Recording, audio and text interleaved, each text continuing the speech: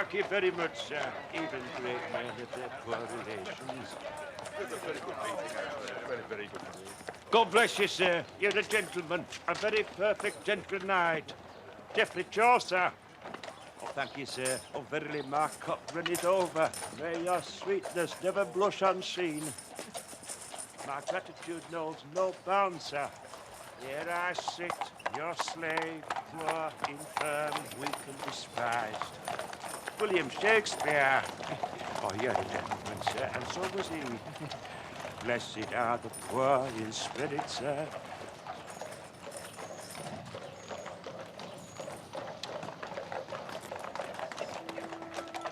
Blessed are the poor in spirit, for yours is the kingdom of heaven, sir.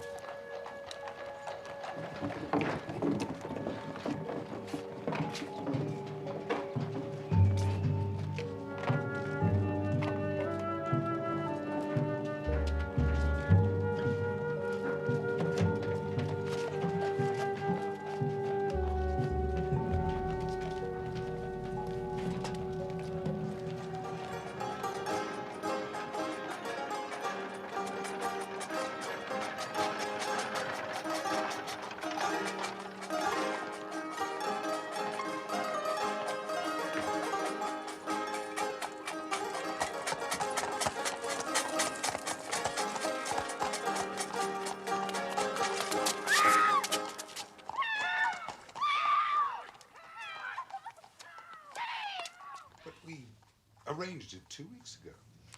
We were to have supper at my club. Yes. He did mention it to me this morning. It was just before the lady called. Lady? Which lady? Well, I don't know her name, but the lady called and Mr. Holmes went out. Oh. In that case, I should take advantage of an early night. Oh, I must answer the door. Of course. Might be a clue.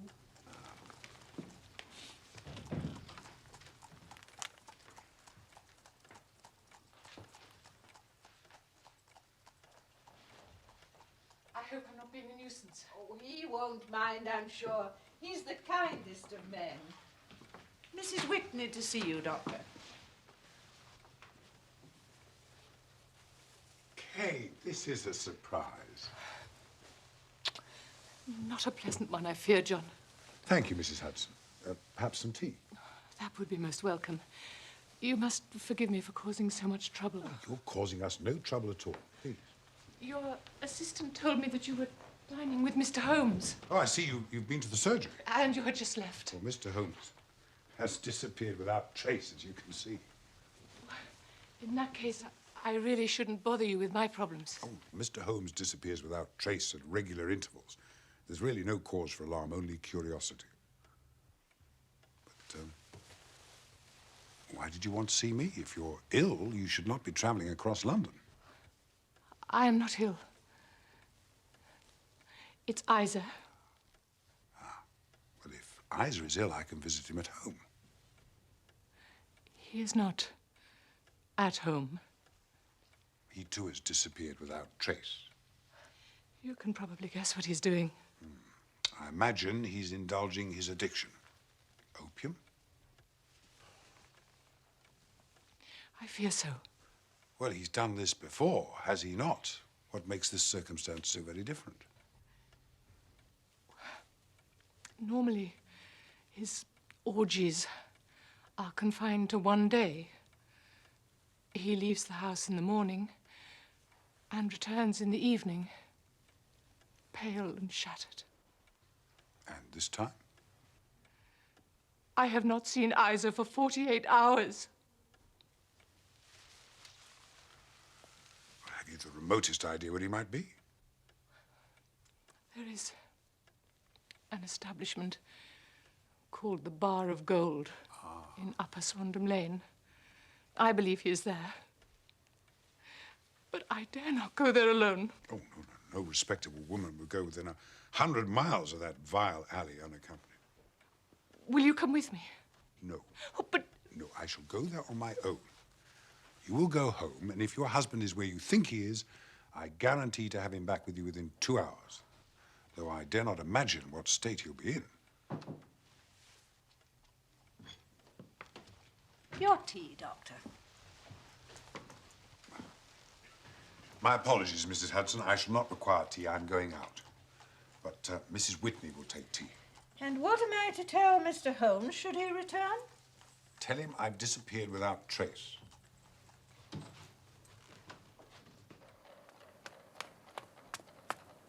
Upper Swandam Lane, please, cabby.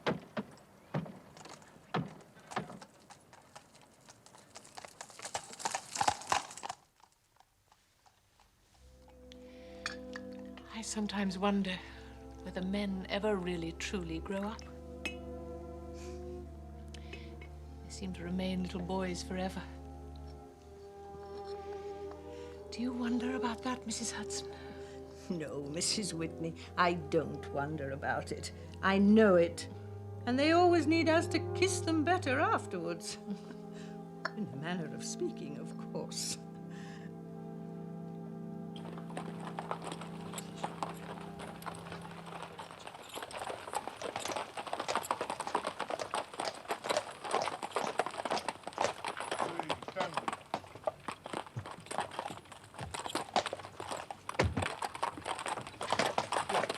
Stay close by. Right, sir.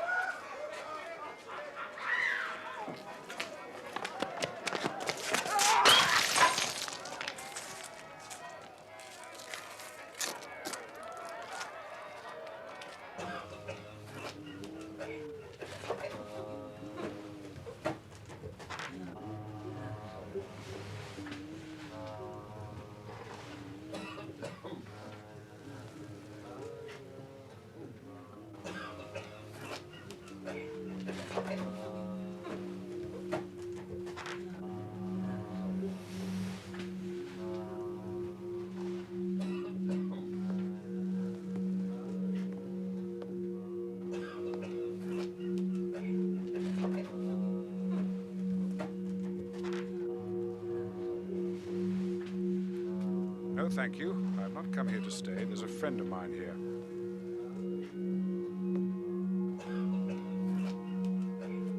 I just wish to speak to Mr. Isa Whitney.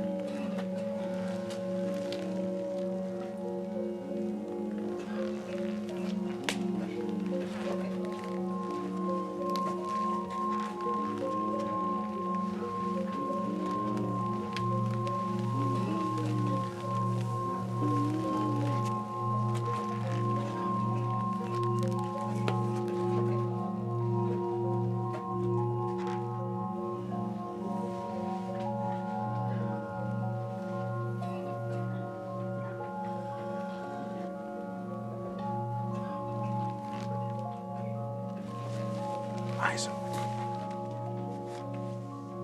My God. What's it? What's the time? It's 11. What's the day? Friday the 19th. I thought it was Wednesday. It is Wednesday. You're trying to frighten me. Your wife has been waiting for you to return home for 2 days. 2 days, surely not. A few hours, perhaps. 3 pipes, 4 pipes. I forget.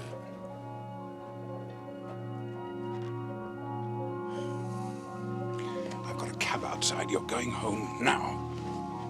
I value my friendship. Your wife's love.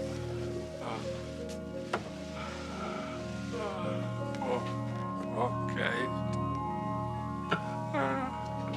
Come on. I have to pay the manager Monday. You have to pay for your own destruction. I'll see to it. Just get out of this dreadful place.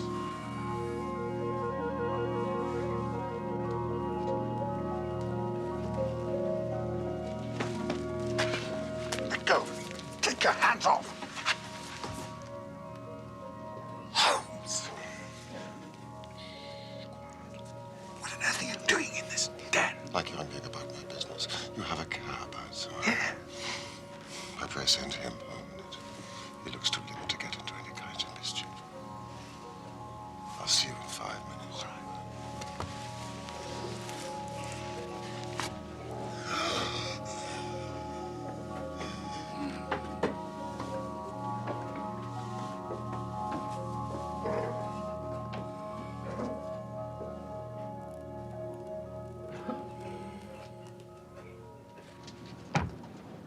Give this to the lady of the house.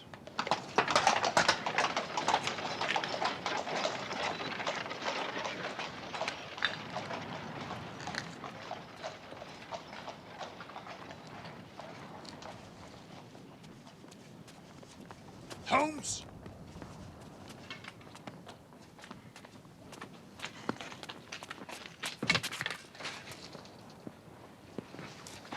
Hi, sir. I'm certainly surprised to see you in that place. I suppose you think I've added opium smoking to all my other little weaknesses.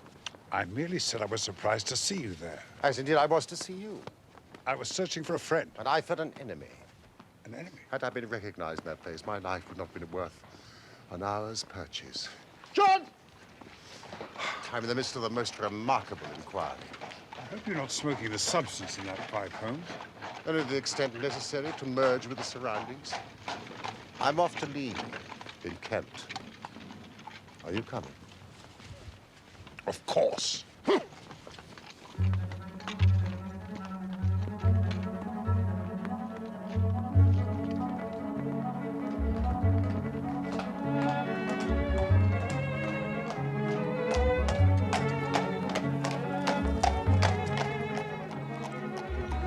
I think we should be safe now, Watson. Would you take the reins?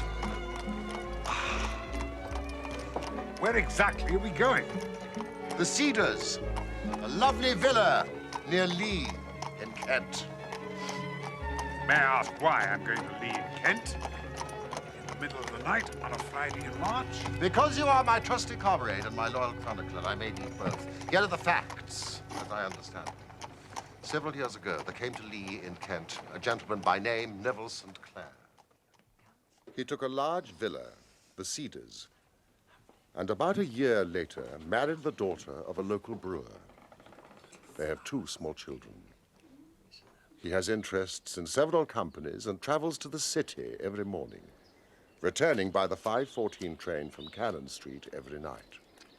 He is a man of temperate habits, a good husband, an affectionate father, and is popular with all who know him. His debts, as far as we can ascertain, amount to £88 and 10 shillings, while he has £220 to his credit in the Capital and Counties Bank. Therefore, there is no reason to think that money troubles have been weighing him down. A veritable paragon. Watson, there's a hint of skepticism in your voice, which does you no credit.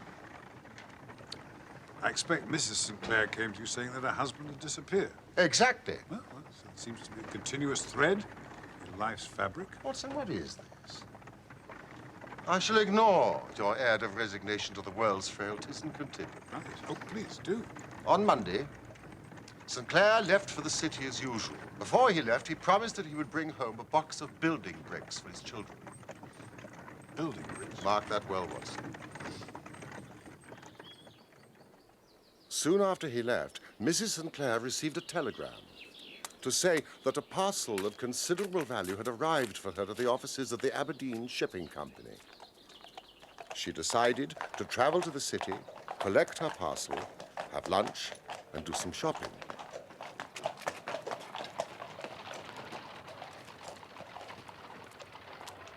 It was by chance that she found herself in Upper Swandam Lane.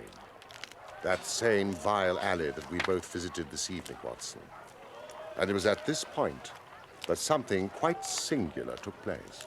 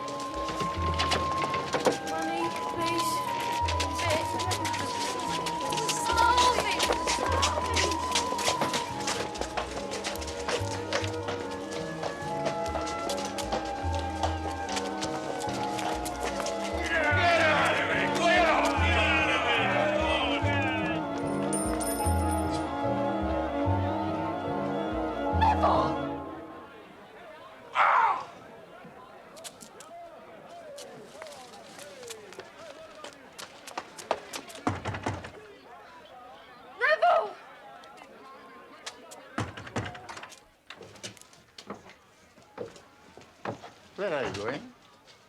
I'm going upstairs. There's nobody upstairs. I saw my husband waving from an upstairs window. There's nobody upstairs. I saw him. I know my own husband. What's he doing here? There is nobody upstairs. Oh! Neville! They threw her out. They did.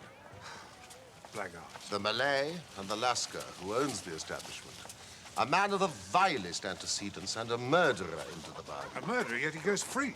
The rear of the building backs onto the river. There's even a convenient trapdoor for the disposal of bodies. Why don't the police arrest these two navvies? Watson, the police have arrested a cripple. There's so much more yet to tell you, but here we are at the Cedars. Thank you.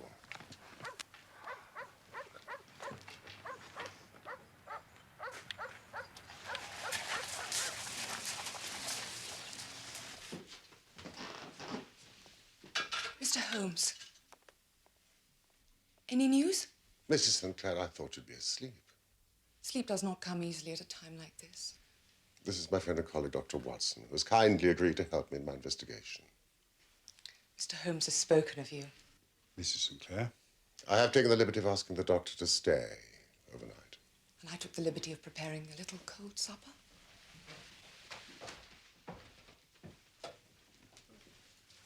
Dr. Watson, you take my place. Oh, no, really, Watson, Mrs. Sinclair is a very strong-willed woman. You refuse her at your peril. Thank you. Now, Mr. Sherlock Holmes, before we eat, I should like to ask one or two plain questions to which I should like plain answers. Certainly, madam. Do you, in your heart of hearts, think that Neville is still alive? Frankly now, I'm not hysterical, nor am I given to fainting. Frankly, then, I do not. You think he is dead? I do. Murdered? I don't say that. Perhaps. And on what day did he meet his death? On Monday. So then, how do you explain that I received a letter from him today, being Friday?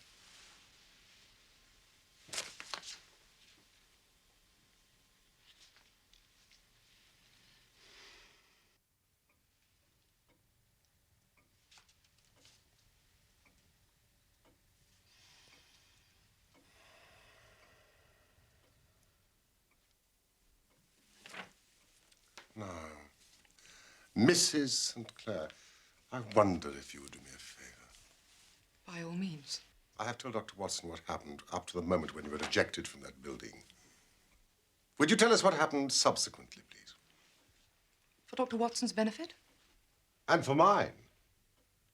I, too, have to re-examine the facts as we know them. Now, if you're not too tired. Of course. As you may imagine, I do not take kindly to being forcibly removed from a building. I sought and found police help.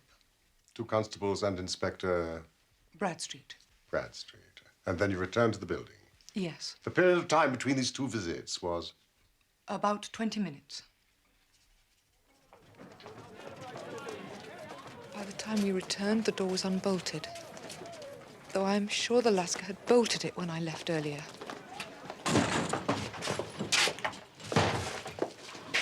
I want to look at your upstairs rooms. There's nobody there. There's nobody there. You can't objectify. Look. You 2 men stay here.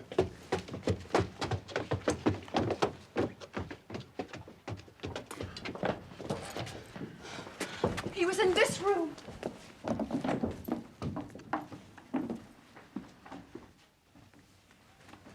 Time and again, I tell you, there's nobody here. May we look in that room?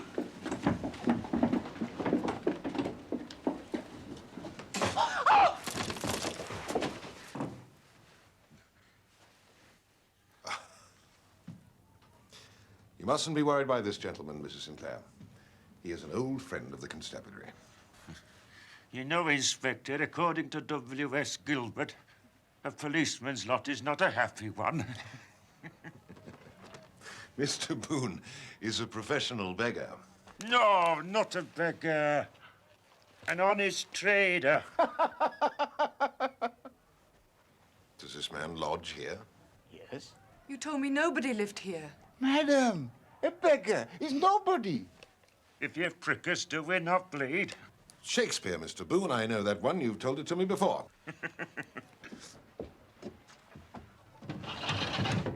Inspector. The River Thames, Mrs. Sinclair. And a large window. Mrs. Sinclair, a window and a river in close proximity does not automatically mean violent death.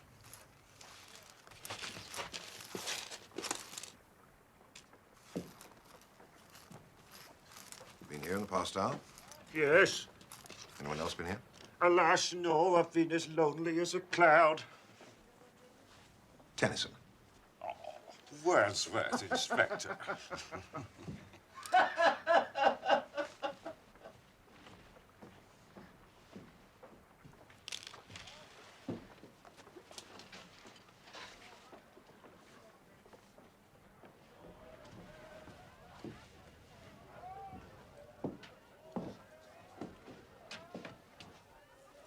He was standing here. I saw him. Mrs. Sinclair, there is no evidence to suggest that he was ever here.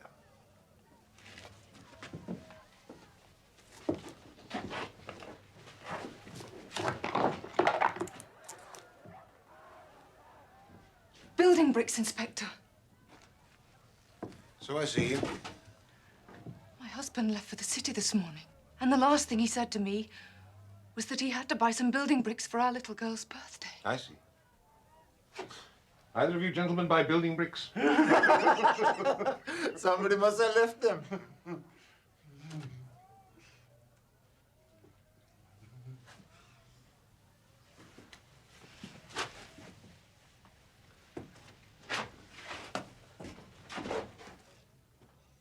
And these are my husband's clothes.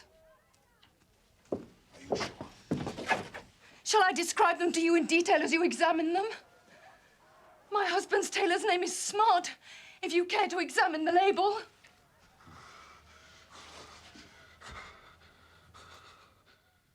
At that moment, Inspector Bradstreet began to believe my story. He and his men made an extensive search of the building. They found a blood stain upon the windowsill. They searched the Malay, the Lascar, and Boone, but found nothing. They failed to find my husband's overcoat. Overcoat? The one item of clothing that was not accounted for. Until low tide.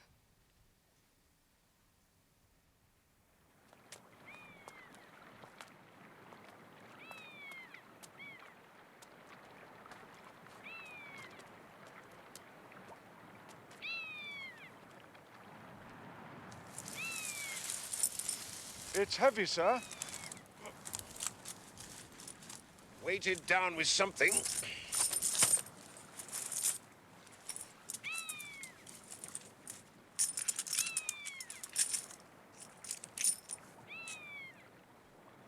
There were 421 pennies, 270 halfpennies stuffed into every pocket of the overcoat. Your conclusion, Watson. Speak freely, Dr. Watson. I've lived with every possibility this past week, however hideous. Well, the murderer must have been Boone the beggar. Who else could have access to such a vast number of pennies and halfpennies? That is the conclusion reached by the police. They've arrested Boone. He is presently in Bow Street Police Station. Even though my husband is still alive.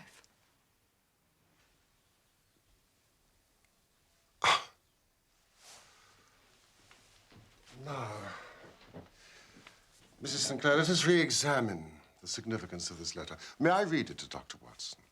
By all means. Dearest, do not be frightened.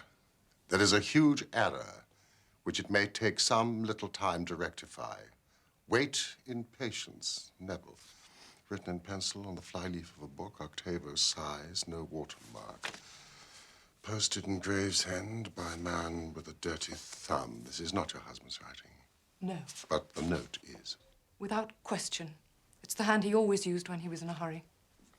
Whoever gummed down the envelope had, unless I'm very much in error, been chewing tobacco. It is a trifle, of course, Watson. But there's nothing so important as trifles.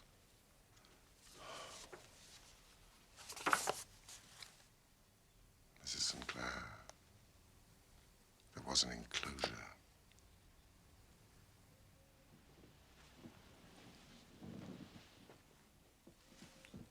Signet ring.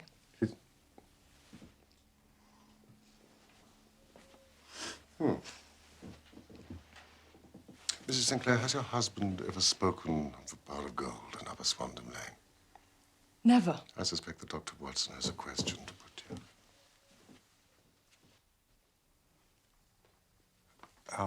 This is a difficult question to ask, Mrs. Sinclair, but has your husband ever shown any signs of taking opium?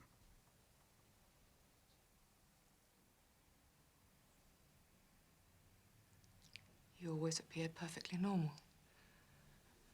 Though I confess I would not recognize the signs. What are they?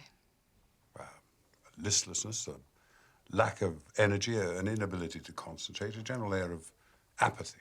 Dr. Watson is a specialist in uncontrolled addiction. My husband was not an opium addict. That's to say, is not an opium addict.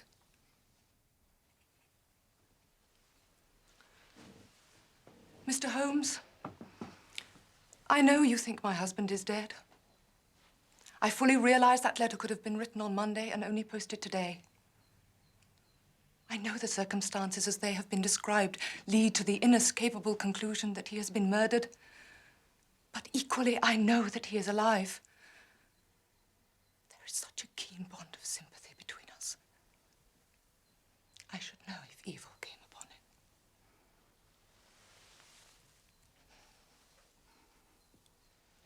Please help me to find him.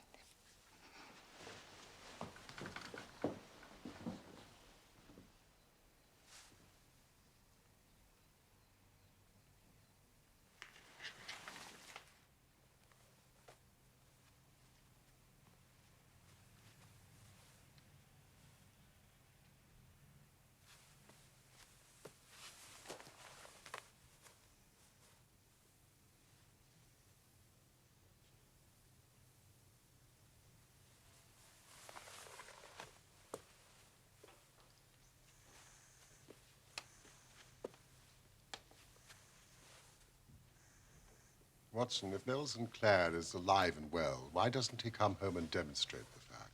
Well, presumably because he's not alive and well. Yes, but this letter Could have been written at any time, perhaps under duress. It could even be a skillful forgery. and the signet ring? Easily removed, especially if the victim is dead.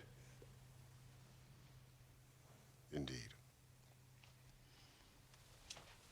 Proceeding on the hypothesis that Neville St. Clair is dead, how did he meet his death? Well, clearly he was murdered. By whom? Well, the police think it was this chap Boone. I see no reason to disagree with the police. Except... Except what? You say he's a cripple. Yes. How severe is his disability? It's only a slight limb. Well, my medical experience tells me that when there is a weakness in one limb, it's very often compensated for by exceptional strength in the others. You're not convinced? This man is a professional beggar. He's well known in the city. He's well liked in the city. I've seen him many times. He has a remarkable faculty for repartee with which he delights his many clients. Well, he sounds harmless. Why, therefore, did the police arrest him rather than the Lascar? That is the very question that I put to Inspector Bradstreet.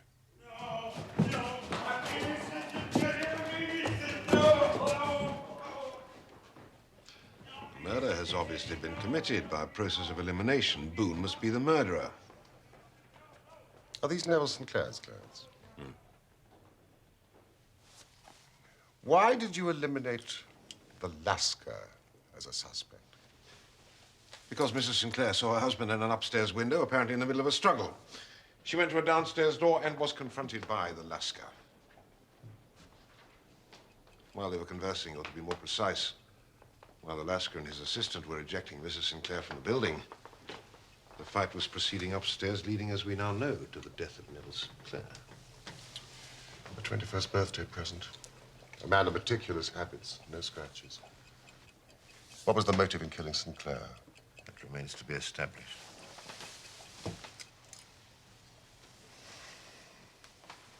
Not a trace of opium. Could it have been robbery? No. No, Sinclair's wallet was in his pocket. The money untouched. How do you explain the coins and the overcoat? I cannot truly answer that, Mr. Holmes. Let me try. Boone kills Sinclair. He removes the outer garments, hoping to capitalize on them and their contents. He lifts the body, carries it across the room, forces it through the open window, hence the abrasion. Blood upon the windowsill. He releases it into the river. Where it's sucked away by the tide. In the midst of this activity, he hears the scuffle downstairs as Mrs. Sinclair tries to force her way in. There's not a moment to be lost. Must dispose of the clothing.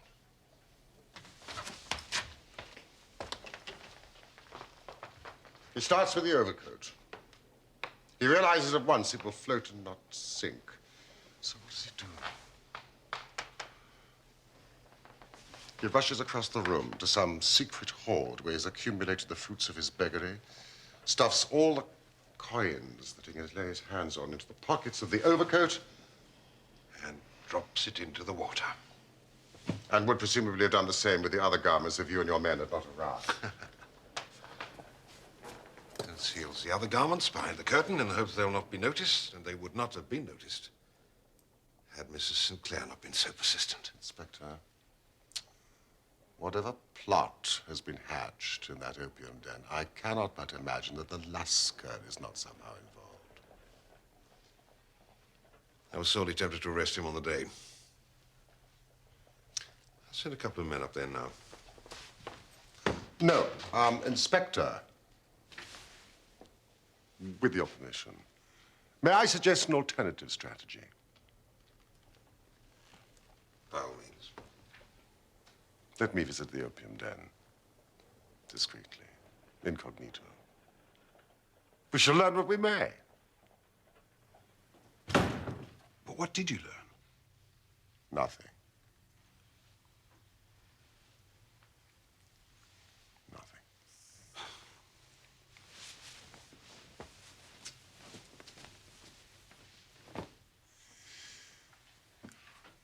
Everybody,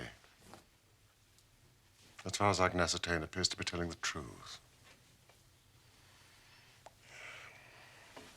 I cannot see An overall pattern. Can you see a pattern, Watson? No, I see no pattern. But I do see a woman who, despite all objective circumstances, still believes that her husband is alive. And you've said on many occasions that the impression of a woman may be more valuable than the conclusion of an analytical reasoner.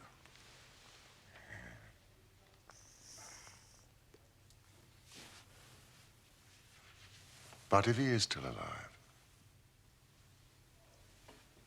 where is he? I've no idea. But I do have an urgent request. It's now well past 4 in the morning. May I go to sleep? Certainly. Thank you.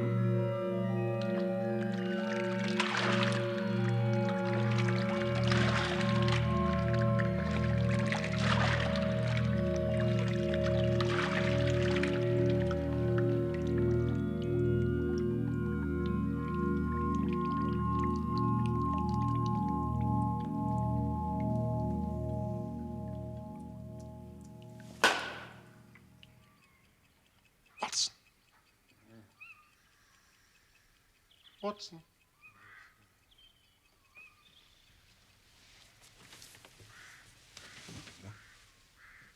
Well, what time is it? Dawn. I've only had 2 hours sleep. I wonder if you do me the very great kindness of considering the possibility of waking up. I assume you have a good reason. Are you game for the drive? Certainly, but does it have to be this early? I have a little theory I wish to test. Is anyone's life at stake? Certainly not. Wouldn't it be possible to test your theory a little later this morning? I'll see you downstairs in 5 minutes. 5 minutes.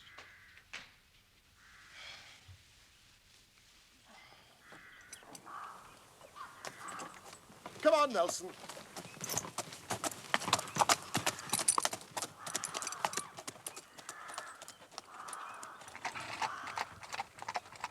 You have the grand gift of silence, Watson. It makes you quite invaluable as a companion. Watson, you're in the presence of one of the most absolute fools in Europe. You exaggerate, I Holmes. deserve to be kicked from here to Charing Cross. The moment you woke me up, I would have been I've got prepared the to do key, it. Watson, here in this Gladstone bag.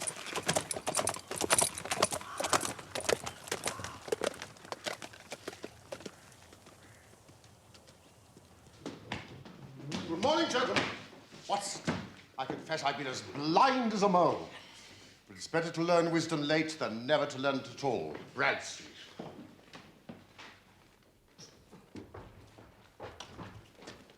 Brad Street. I've called about that beggar man, Boone. He's in the cells, Mr. Holmes. What can I do for you? I should very much like to see him. He'd probably be asleep. Most of the population is probably asleep, Holmes. Very well, Mr. Holmes. Dr. Watson, if you come this way. You can leave your bag in the office, Mr. Holmes. I'll take it with me. It contains the key. He's a dirty scoundrel. Filthy. Refuses to wash. Says washing weakens a man's resistance.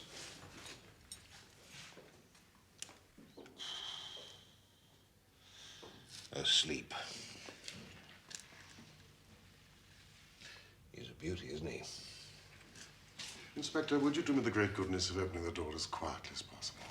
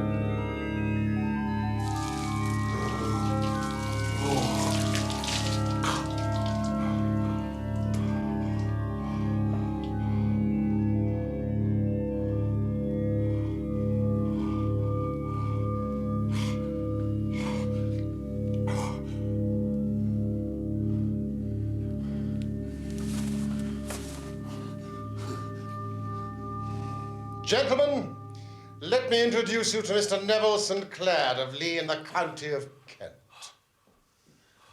Great heaven. It is true. And pray, what am I being charged with?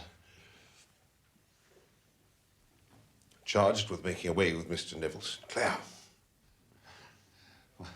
Making away with myself? I've been in the force for 27 years. This takes the cake. But since it is obvious that no crime has been committed, I am illegally detained. My strength is as the strength of 10, because my heart is pure. Alfred Lord Tennyson.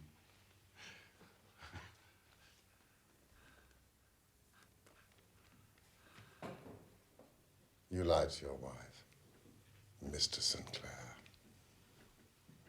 Is that purity?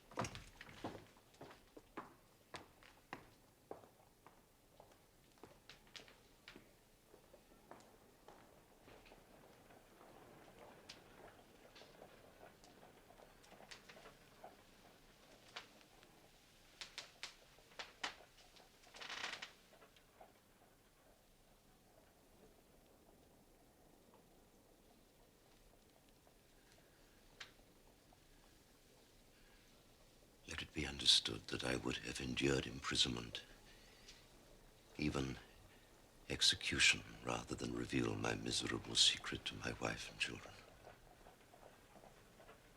All is now revealed, Mr. St. Clair. So be it. My father was a schoolmaster in Chesterfield. I received an excellent education, traveled, took to the stage, and finally became a reporter on a London newspaper. One day, my editor wished to have a series of articles upon begging in the metropolis, and I volunteered to supply them. So you became a beggar? Yes. And your experience as an actor must have proved invaluable. Yes. Exactly. Yes, I painted my face to make myself look as pitiable as possible. I manufactured frightening scars. I twisted my lip with the aid of a piece of flesh-colored plaster. And then with a dark wig and appropriate clothing, took my position in the busiest part of the metropolis. Ostensibly as a match seller, but yes, really as a beggar. And you did well. Yes. In one day, I took 26 shillings and 4 pence. I wrote my articles for the newspaper. My editor was delighted, and I thought no more about it. Until one day, I backed a bill for a friend of mine and had a writ served on me for £25. Well, I was at my wit's end. I mean, what could I do? And then suddenly an idea came to me. I asked for a fortnight's holiday from my employers and spent the time in the city begging. In 10 days, I had the money and was able to pay back the debt. That was when I fell into the trap. How much were you earning from the newspaper at this time? £2 a week. Far less than begging. Yeah. During the last few years, I have earned on average at least £700 a year. But that's a gentleman's income. Calmly, Bradstreet. I think it is pertinent to say that Mr. Sinclair is no ordinary beggar. People do not expect a beggar to quote extensively from Shakespeare, Mr. Dickens, the Bible, or the latest popular songs. An aristocrat among beggars. Well, it is not for me to claim such a distinction, but as the inspector rightly observes, I had a gentleman's income, so I proceeded to live like a gentleman. I bought a villa in Kent. I married a beautiful and respectable woman. And every morning I traveled to my business in the city. You must have been embroiled with the Lascar by this time. Yes, I paid him a generous rent for the use of his upstairs rooms. My secret was safe with him. I fell among thieves, but found honor of a sort. You see, every morning I would emerge as a squalid beggar, and every evening transformed into a gentleman. Tell us about Monday. I had finished for the day and was dressing in my room above the opium den. And suddenly I looked out of the window. To my horror and astonishment, there was my wife in the street, her eyes fixed full upon me. Neville! I ran along to try and find Lascar. You must not let her in. I'll say there's nobody upstairs. She may return with the police. I'll tell them there is nobody upstairs. Mr. Boone will be upstairs. Ah, Mr. Boone is a lodger. He has a right to be upstairs. Neville! I then became Boone, the beggar once more. And then it occurred to me that there might be a search of the room and that my clothes might betray me. So I picked up my coat, which was weighed down with the coins that I had just transferred from my leather bag in which I carried my takings. The rest of my clothes would have followed, but at that moment, the police arrived. The rest you know. We found blood on the windowsill. In my haste to open the window, I cut myself. A minor abrasion, but if you prick me. And thus I was arrested on suspicion of having murdered myself. And thus you caused your wife much anguish. But I wrote her a letter. And gave it to the Lascar to post? Yes. It was not delivered. It arrived yesterday. He probably gave it to one of his sailor customers. I shall never forgive myself the agony which I have inflicted upon my wife. Can I go to her now? I think we must impose one condition, Mr. Sinclair. Anything. There must be no more of you, Boone. I swear it by the most solemn oath that a man can take.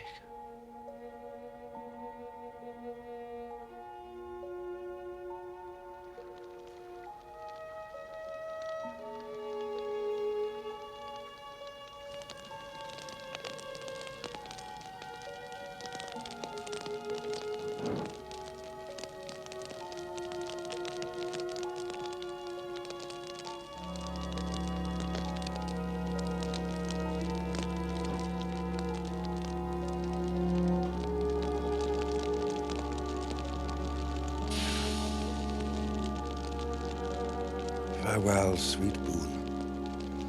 A flight of angels sing